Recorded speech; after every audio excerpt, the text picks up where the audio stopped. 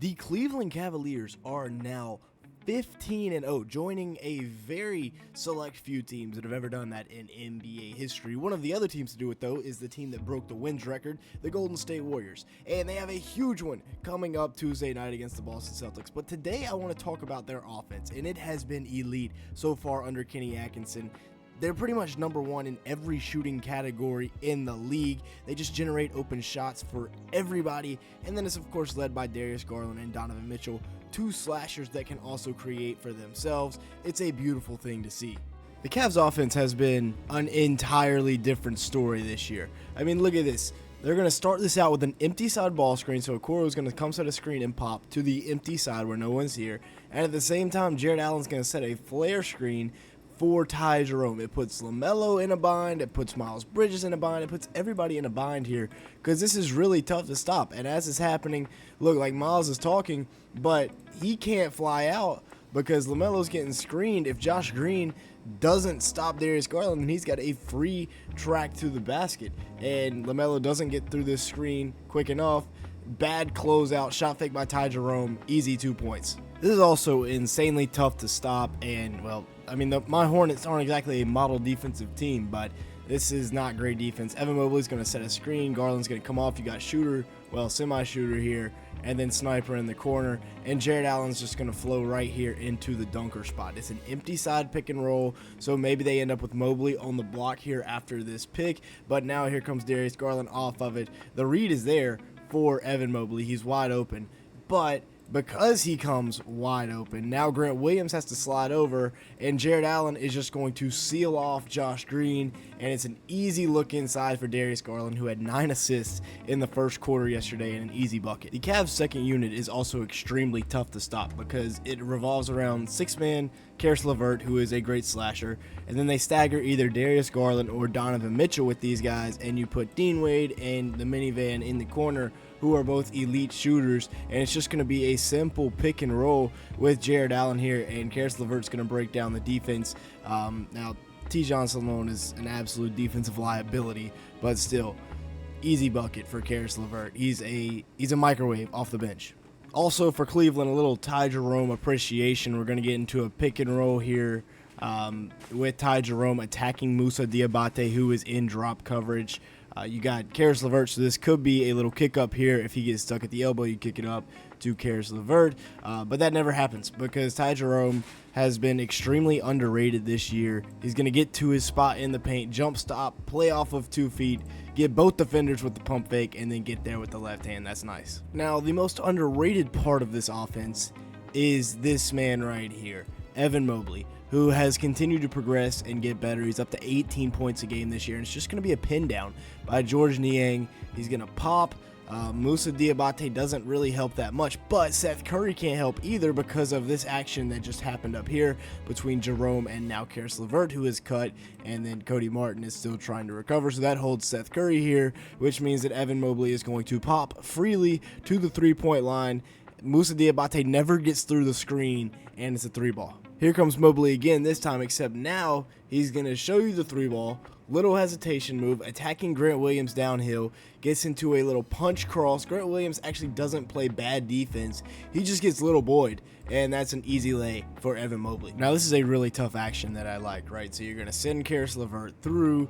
Now you've got Evan Mobley hanging out over here in the corner, and at first it looks like Dean Wade's going to come set this stagger, but instead he's just going to flow out, so he's going to take Tajon with him.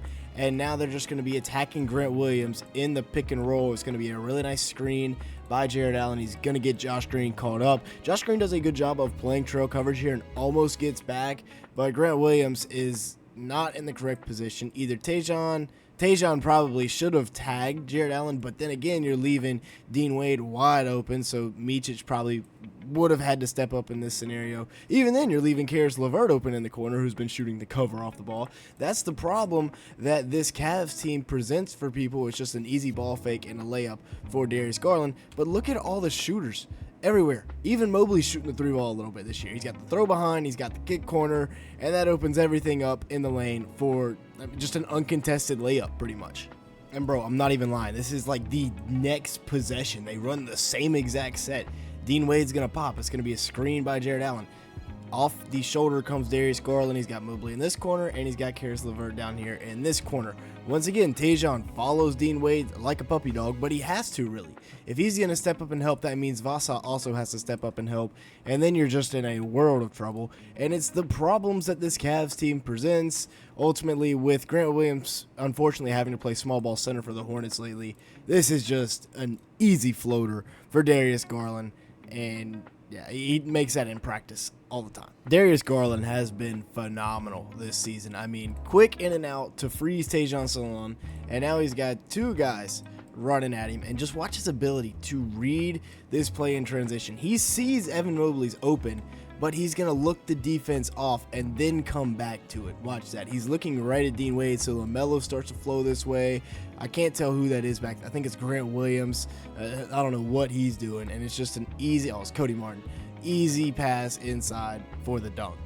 Once again, the Cavs love to do this. A lot of teams love to do this, and it's use their center to initiate offense, which brings the opponent's center all the way up to above the free throw arc, which means everybody now is, the paint is spaced, essentially. There's nobody down in there, and it's just an easy dribble handoff here just to initiate the offense, and then you're going to get into a pick and roll, which means Grant Williams is already up, so now either Miles or Vasa has to tag him. In this scenario, it should be Vasa tagging him because now the minivan is flowing up. He's the throw behind, so Grant Williams has to rise with him. He does a decent job of that, now playing two. Micic is a little bit out of position. He probably should be in front of Mobley if he can, but again, Mobley's a big, so you can't really expect him to do that. And then Ty Jerome just getting the N1.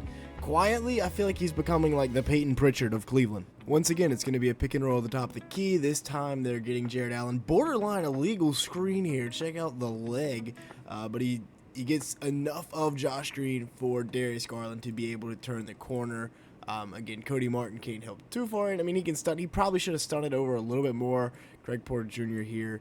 Solid three-point shooter, though, so, you know, don't want to leave him too much. And then Miles Bridges should step up and tag Jared Allen as he rolls. Unfortunately, Josh Green just gets completely taken out of this play, and Darius Garland's just going to get right to the rim. Easy layup. Now, I've been saying the whole time that the Hornets should stun in more, and originally looks like Garland's coming off this way. Instead, he rejects the screen and goes left, so Grant Williams is flat-footed, completely out of position. So now Darius Garland can turn the corner, although Brandon Miller does a very nice job of cutting him back off.